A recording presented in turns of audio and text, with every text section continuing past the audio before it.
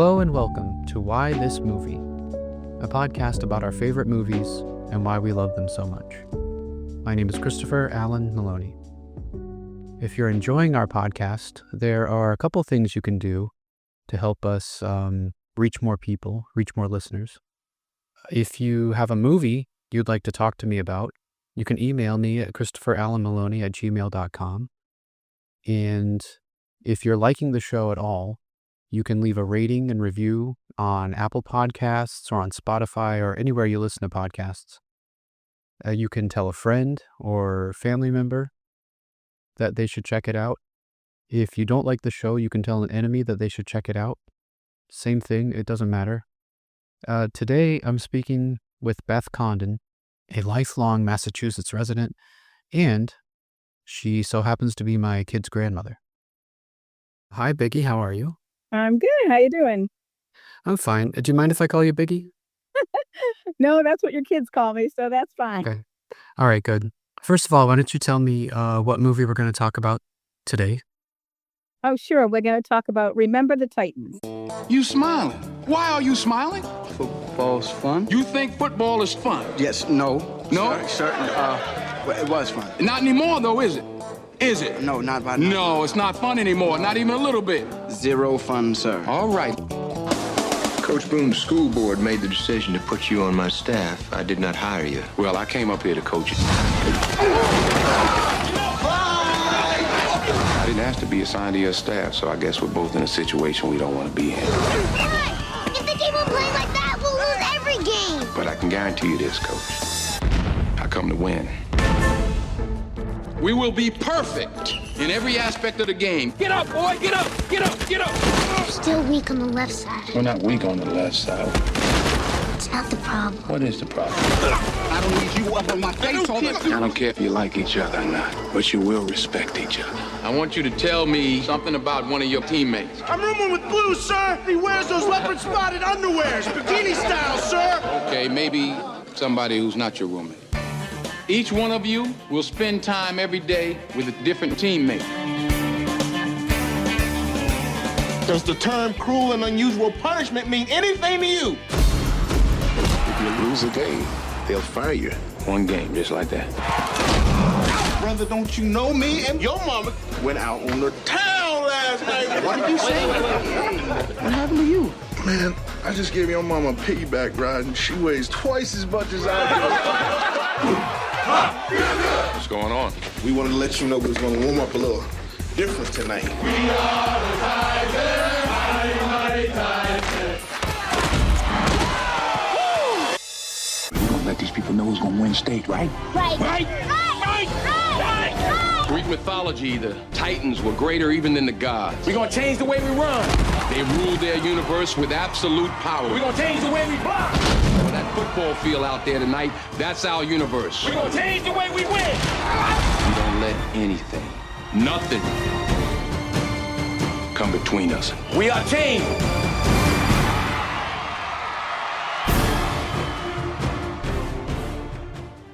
25 years ago, Disney released Remember the Titans, starring Denzel Washington as real-life high school football coach Herman Boone. In 1971, Coach Boone is assigned to a football team in Alexandria, Virginia, amid rising racial tensions from school desegregation. When Boone is named head coach, replacing the popular and white Bill Yost, played by Will Patton, the white athletes pledge to boycott the team and are nowhere to be found at the first team meeting. Play some ball, y'all. Black inside, black inside, black inside. Hey, yo, P-Day. How many yards you figure you gonna get this season, bruh? You know, I ain't want to brag, Big Blue, but I figure on at least 1,000. But I didn't want to brag. Yeah. Hey, didn't I tell you all them white boys weren't gonna play for no brother? Well, who needs them, baby? From now on, the Titans is gonna be powered by soul power, bruh. He said a soul power.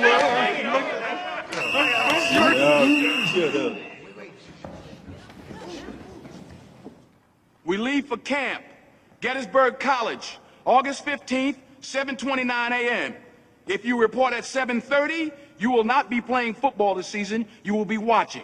You will wear a jacket, shirt, and tie. If you don't have one, buy one. Can't afford one, then borrow one from your old man. If you don't have an old man, then find a drunk, trade him for his. Because I can guarantee you there isn't a bum on the street that looks as raggedy and ridiculous as what I'm looking at right now. Not wanting any of the white players to lose their scholarships, Coach Yost remains with the team as the defensive coordinator, agreeing to work under Coach Boone as they oversee the team become integrated for the first time. You challenge my authority in front of the entire football team, Coach. Now, you think you're doing these boys a favor, taking them aside every time I come down on them, protecting them from Big Bad Boone. You're cutting my legs from under me. Some of the boys just don't respond well to public criticism. I tell them what they need to know, but I don't humiliate them in front of the team. Which boys you talking about? Which ones you talking about? I come down on Bertier, I don't see you coddle him. Come down on Sunshine, don't see you grab his hand, take him off to the side. Which boys you talking about? Now, I may be a mean cuss, but I'm the same mean cuss with everybody out there on that football field. The world don't give a damn about how sensitive these kids are, especially the young black kids. You ain't doing these kids a favor by patronizing them. Coach Boone decides to take the team to Gettysburg for preseason training. All right, listen up. You will follow Doc, myself, and the other coaches. We're going to take a little run through the woods. If you get lost along the way, don't bother coming back to camp. Just hitchhike your hind parts on home. Any questions? Coach, it's a high school football team. We're not the Marines here. Let's go. Let's go.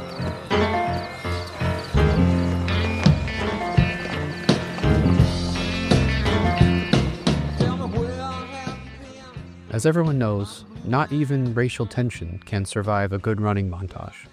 They end up at the famous battlefield where a row of headstones are silhouetted in the rising sun. 50,000 men died right here on this field, fighting the same fight that we're still fighting amongst ourselves today. This green field right here, painted red, bubbling with the blood of young boys. Smoke and hot lead. This is where the movie gets its power. From speeches by Coach Boone that only an actor of Denzel Washington's caliber can deliver without having it dismissed as cornball or sentimental. It is sentimental, but he makes us believe in it. My family. You listen.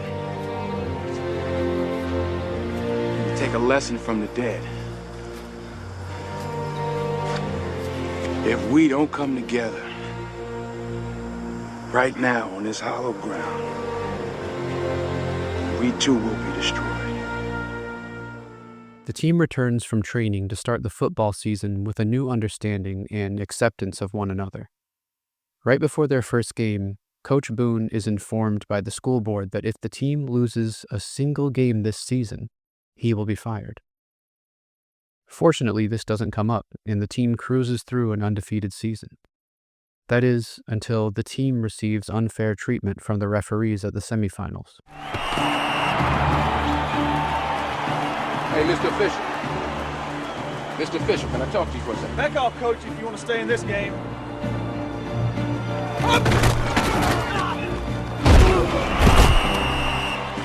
I've got holding on 78 white. What are you trying to cheat my boys out the game? 15 more yards. Listen, let them play, ref. Let them play. Let them play. Let the boys play. Cheetah. Oh, come on. Cheetah.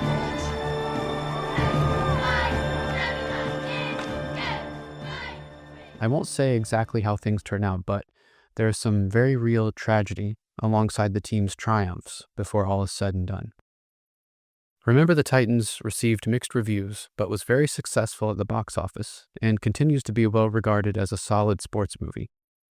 Denzel Washington's performance especially is well remembered, and it's one for which he received an Oscar nomination.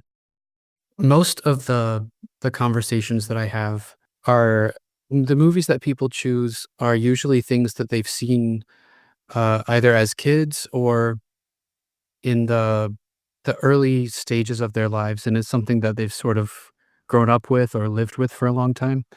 But this movie came out only 25 years ago, so how old would you have been then? Gosh, I can't do math. I know it was for one of my daughter Amy's birthdays, so I'm 63 now, so Mhm. So 38. yep. Okay, so that's about my age. It's hard for me to think that there are some movies that will mean so much to me that I haven't even seen yet and haven't even been made yet. So what was it like for you to see something that impacted you so much, as an adult?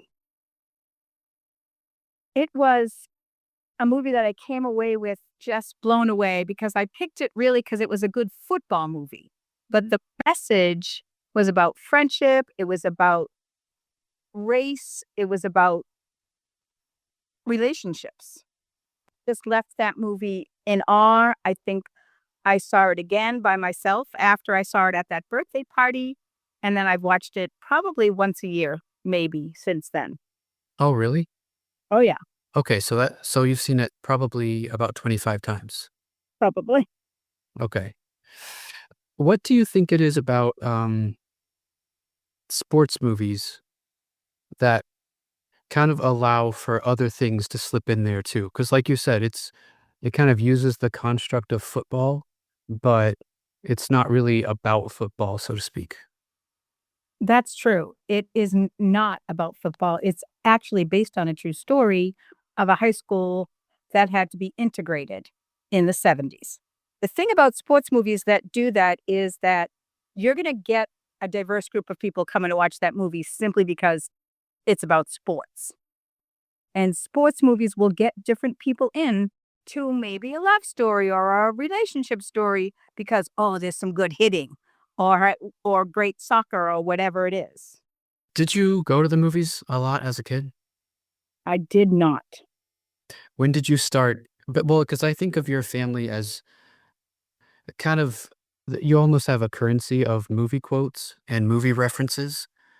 Yes, for a long time, we didn't have really cable TV in the house, so all we watched was movies on video cassettes. That was when you could pick a movie that you wanted and go home and watch whatever they had available.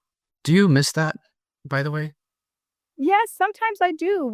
I think we even have a VHS player still at the house that we picked up, but we haven't really used it. Oh, wow. Yeah, I think with streaming platforms, it's almost like I think people are maybe watching movies less frequently or not as mindfully because there's so much oversaturation with what you can choose that you end up getting overwhelmed and just watching like a show that you've seen 100 times. But what I liked about the video store when I was a kid was that it was like, here's your finite group of choices. Just make one of those choices and then you've got your night planned. Yes, that was it. And going to the actual movies for a very long time was so expensive, you just couldn't do it. And when you have kids, again, you pay for a babysitter, you have to go to a movie. It was too much. Now they have discounts to get you to go into the movies, so it's more affordable now. But the VHS was a way to watch what you wanted with a limited amount when you wanted. This movie takes place in 1971, and you grew up in the 70s, right? Yes. So I know that, I mean, obviously you didn't grow up in the South. This movie takes place in Virginia, but can you remember any kind of racial tension in and around the Boston area? Yes, I remember seeing on the news, we weren't in Boston, but Boston was a very racially charged environment because they were bringing in busing. Kids from Southie especially did not want people from other parts of the city coming in.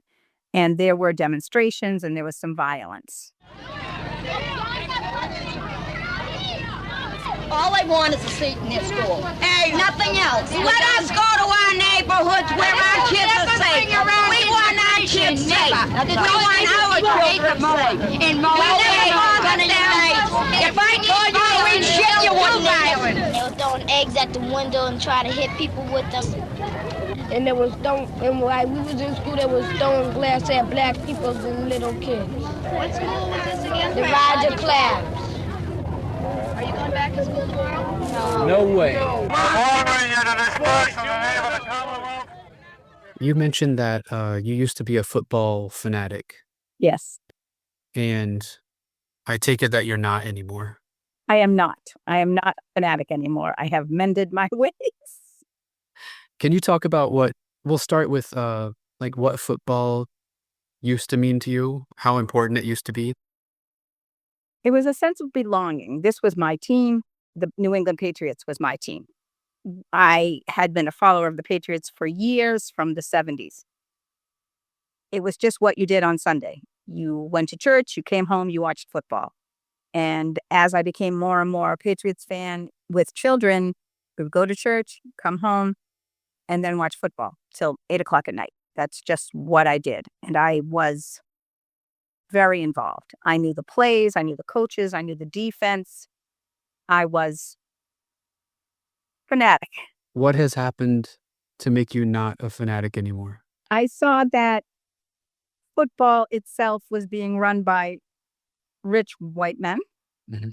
We're getting paid a lot of money to watch mostly men of color bash their heads in and end up with brain damage later on in life. I also saw that the stands were filled with rich white people, and it was not affordable to go to games, at least not in New England, where we were Super Bowl champions many times. But I also just decided it wasn't worth my time to watch this. I could be reading, I could be outside, I could be enjoying relationships. And that's why I let go of it. So I won't say what my day job is, but as you know, I work for a nonprofit with underserved youth. And there was one year where we had this event where money was being raised to help the program keep operating. And so there were a lot of like wealthier donors there who were contributing. And what kept coming up was, well, we hope this wraps up soon because we have football tickets. They were more than one were going to like box seats to see the Patriots. And that was kind of eye-opening for me because they were, they were there, they were donating money to a good cause for these kids who kind of rely on it. But at the same time, it better not interfere with their plans to watch the football game. Right. Which, if they're having box seats, truthfully, they're barely watching the game. I've been in. They're schmoozing up there. Right. I don't like those seats. Yeah, yeah. And these were all rich white people who were complaining. Mm-hmm. And you can't complain because they're giving to your charity. I think that there are. I mean, I think football means different things to different people, but I know guys especially who wouldn't really feel comfortable expressing emotions, generally speaking, but they can watch football and literally be crying because of how the game is going. Like, be so upset or so sad that their team is losing that there are like tears in their eyes. Because it's such a sense of belonging. This is my team. This is my struggle, when in reality, it's not. And it got worse when fantasy football came into play and gambling came into play, where people didn't have as much loyalty to their team. It was, oh, I have to watch this game because this individual player is on my team and I have to keep track of how many points he gets. Do you think that football or really, well, I guess football most of all, um, do you think it's a way to sort of keep people occupied and distract them from bigger issues? I'm not sure because, don't get me wrong, I still do like football. I'm just not a fanatic. Mhm. But I think that football gives you a sense of belonging. It gives, as younger kids, a sense of accomplishment. We work together to get this thing. And it is a distraction in a lot of ways. It was for me, but it also is, hey, give me this. Give me this one thing. I work hard all week. I'm just going to go crazy on Sundays. Yeah. So there's that. So Remember the Titans, it's something that you watch every year. What are some things that you have noticed or have stood out to you after watching it like 10 times or 15 times? The way that the relationships between kind of the outside players react, like the main character's girlfriend, the coach's families. As I watch it, those things become more prominent and their reactions to the stuff that's going on. I notice those more when I'm watching a movie. And also now, because the movie is 25 years old, you notice, oh, he's in this now, or he's in that now. You're sitting there with IMDb looking up the actors. Right. Is there anything, I mean, now that you're not a fanatic about football anymore, is there anything else that still gives you that sense of belonging? That's a good question. I think I have, well, for me, I have a lot of friends. So there's a lot of sense of belonging with my friends, with my family. I go to open mic nights. I go to live music. I follow certain bands. And that gives me a sense of belonging, following those bands and following the live musicians that I enjoy. I guess the convenience of it was, it's kind of like church. Like church is every Sunday, football is every Sunday. So whatever's going on in the week, you can get reminded that you do belong to a community. Exactly. So I remember when I saw the movie, it really it touches on some very serious social issues, but it also it's sort of it was so optimistic and it had kind of a sunny outlook. It almost felt like there were some of the uglier parts of racial tension that they purposely decided not to really go into. But so I'll read you this quote that Roger Ebert said about the movie. He liked it. He said, "Victories over racism and victories over opposing teams alternate so quickly that sometimes we're not sure if we're cheering for tolerance or touchdowns. Real life is never this simple, but then that's what the movies are for." So, do you feel like why do you think the movie works? I mean, if it tackles something as complicated as like desegregation and racial tension in a particular area of the country, but still does it in kind of a feel good way, why do you think that still works somehow? I think it still works because of it's kind of a buddy movie. It's a buddy movie. There are these two players that connect, and they are at first enemies, and then they are friends, deep friends. And that works. And also, it has a really great soundtrack. Yeah, I think it might not work if not for Denzel Washington. Because I've said before, like I would watch him read the newspaper. You know what I mean? He's that good. Like he has that much presence that he can take. I mean, there are a lot of speeches in the movie, A lot of monologues, yes. right? And they could sort of maybe start to seem cliche, but somehow he, an actor of his caliber, knows what to do with it to make it not seem that way. Do you know what I mean?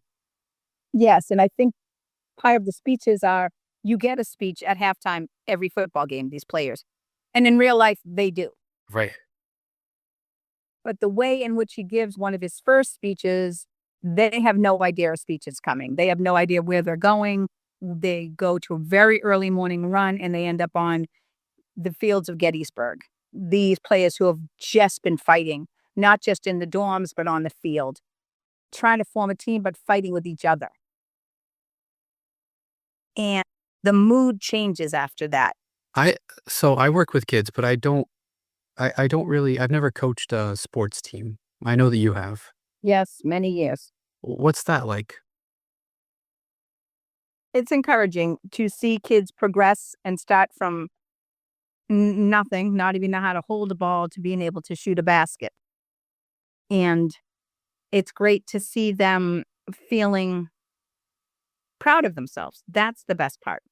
especially when I coached special needs basketball. That was very rewarding and encouraging for me because they don't get a sense of belonging really anywhere. And here on the court, they got to be the star. Every basket was a cheer, every dribble was a cheer, every basket was every pass was wonderful. And coaching little kids, which is what I did in town for quite a few years, it was great to just teach the basics and to make sure that they were having fun.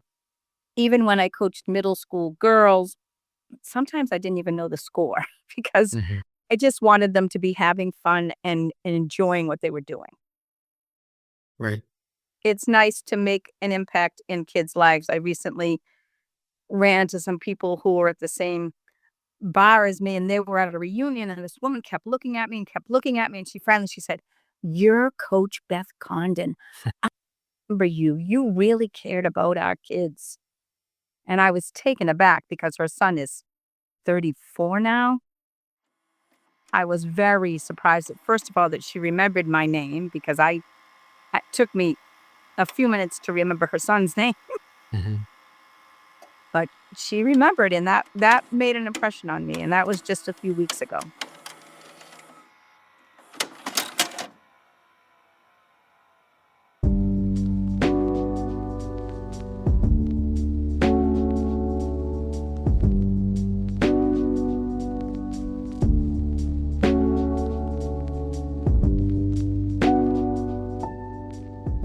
Thank you for listening to Why This Movie. If there's a movie that you love that you'd like to discuss, you can email me at christopherallenmaloney@gmail.com or contact me on Instagram.